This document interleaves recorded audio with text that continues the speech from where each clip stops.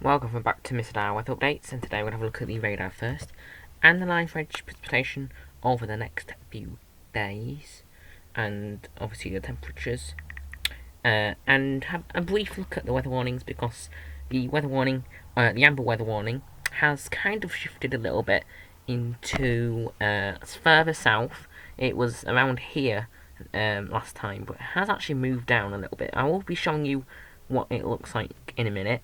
But firstly, have a look at the radar. Been a widely unsettled day for many. We have a band of heavy rain. This is where the new amber warning is. It has moved since the last time I have presented, but still, we can see here moderate to heavy rain is possible in this area, with flooding possible, and it has been quite continuous from most parts of the day, and it's going to linger for, until tomorrow really. It will get a little bit weaker as we go along, but it's, again, still very unsettled. We still have a band of rain moving in to the north, which has already battered most of northern England. Again, we still have a yellow warning in that area as well. I can see here a little bit more heavy rain might be building up into Newcastle.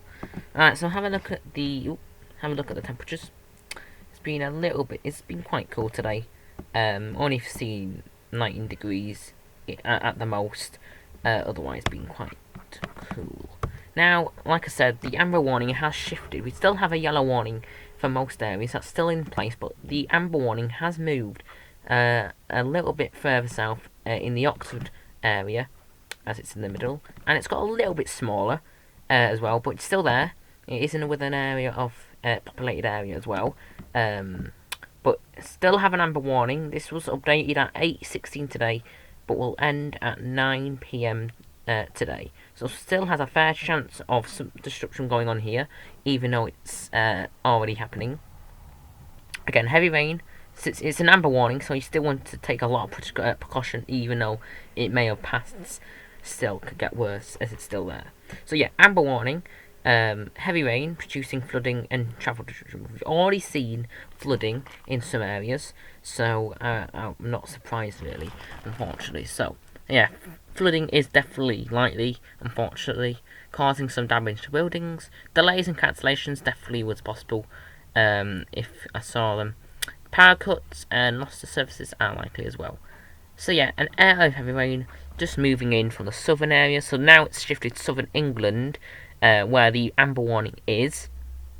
It will weaken throughout the day, move east towards evening into the overnight. So yeah, we could have saw 80 to 60.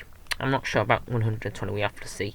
Lightning possible, as you can see here, where it was a amber warning, medium likelihood and a medium impact, and here are the areas where it was affecting Northamptonshire, Luton, Cambridgeshire, London and South East, South West England, West Midlands as well. So it's still covering a fair amount of counties. It is a populated area, so still needs to take seriously. So having a look at the precipitation, we can see here we've been seeing a lot of rain today in most areas. Some areas may have stayed dry, but still you can see that heavy rain just kind of dissipating throughout on Tuesday. So on Tuesday it doesn't seem as bad, but we still have a lot of rain in southeast Scotland with more scattered showers possible, maybe a few sunny intervals getting to the evening of Tuesday in some areas, but then that's going to thicken up again onto Wednesday. The models say a bit different than this, so it's on Thursday now. So yeah, it doesn't seem too bad on Wednesday, but there was a weather front pushing in, giving wet weather overnight onto Thursday. That some areas will linger to that rain. Some of it could be heavy. Onto Friday, still have a lingering rain in eastern England, and then onto Saturday, does seem okay actually, with all the cloud clearing away for now. Now looking on the temperatures today, it only got to 19 degrees.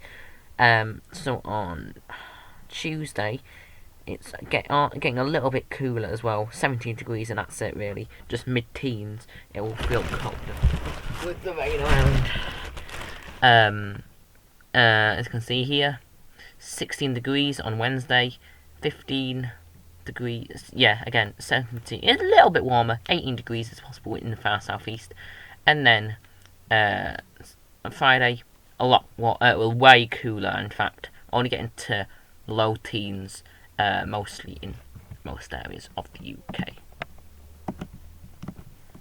Really quickly having a look at the GFS, we can see why it's been so unsettled, an area of low pressure, that it does get a lot colder getting into later parts of the week, with tighter ice wind possible, with a little bit lower pressure, but it does get a little bit more of a higher pressure towards Saturday for now, and still quite cold in that period, but still looking quite changeable indeed.